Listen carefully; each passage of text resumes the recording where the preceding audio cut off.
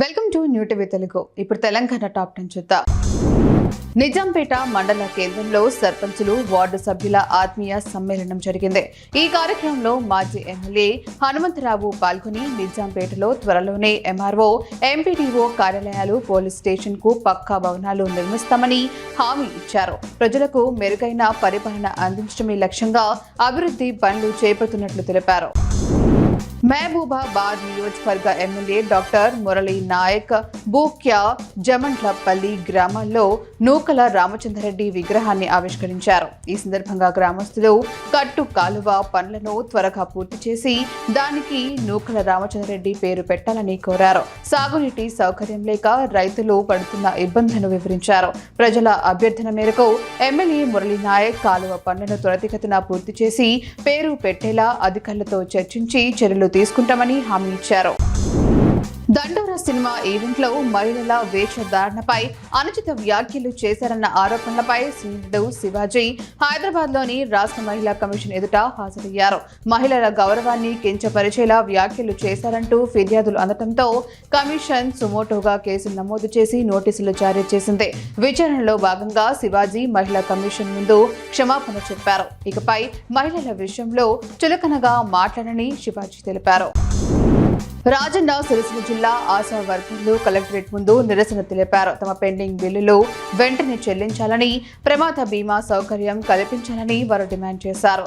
గత ప్రభుత్వంతో పాటు ప్రస్తుత ప్రభుత్వంతో కూడా ఇబ్బందులు ఎదుర్కొంటున్నామని, తమ సమస్యలను వెంటనే పరిష్కరించాలని ఆశా వర్కర్లు ఆవేదన వ్యక్తం చేశారు. Airport authority of India general manager BV Rao బృందం వరంగల్ కలెక్టరేట్ ను సందర్శించింది. ఎయిర్పోర్ట్ ఏర్పాటుకు అవసరమైన 223 ఎకరాల భూములను రాష్ట్ర ప్రభుత్వం ఇటీవల రైతుల నుంచి సేకరించింది. ఈ భూములను రెవెన్యూ అధికారులు నేడు ఏఏఐకి అప్పగించనున్నారు. ఈ ప్రక్రియ మామునూర్ ఎయిర్పోర్ట్ నిర్మాణానికి మార్గం సుగమం చేస్తుంది.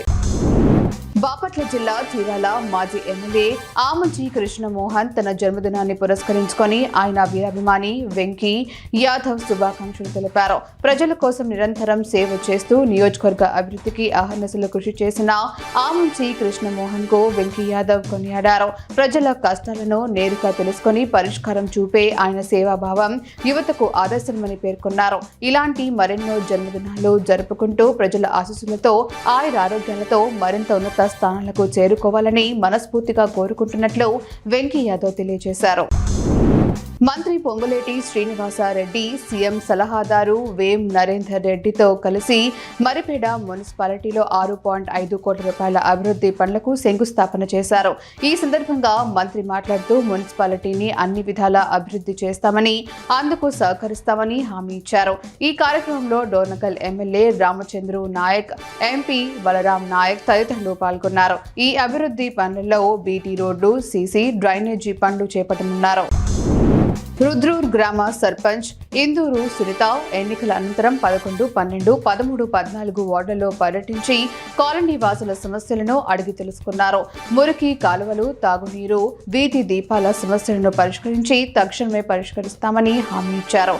ఈ కార్యక్రమంలో ఉప సర్పంచ్ షేక్ నిసార్, వార్డు సభ్యులు అమృత, వడ్ల నరేష్, శివ తదితరులు పాల్గొన్నారు. మహబూబాబాద్ కలెక్టరేట్ సమీపంలో మాజీ మంత్రి నూకల రామచంద్రరెడ్డి విగ్రహాన్ని మంత్రి పొంగులేటి శ్రీనివాసరెడ్డి ఆవిష్కరించారు. ఈ సందర్భంగా మంత్రి పొంగులేటి మాట్లాడుతూ పేద ప్రజల అభివృద్ధి కోసం రామచంద్రారెడ్డి ఎంతో కృషి చేశారని కొనియాడారు. ఈ కార్యక్రమంలో సీఎం సలహాదారు వేం నరేందర్ రెడ్డి, ఎంపీలు రఘురామరెడ్డి, బలరాం నాయక్, విప్ రామచంద్రు నాయక్, ఎమ్మెల్యే మురళీ నాయక్ తదితరులు పాల్గొన్నారు. సిద్దిపేట జిల్లా హుస్నాబాద్ లో క్రికెట్ స్టేడియం నిర్మాణానికి రాష్ట్ర కార్మిక శాఖ మంత్రి వివేక్ వెంకటస్వామి హామీ ఇచ్చారు.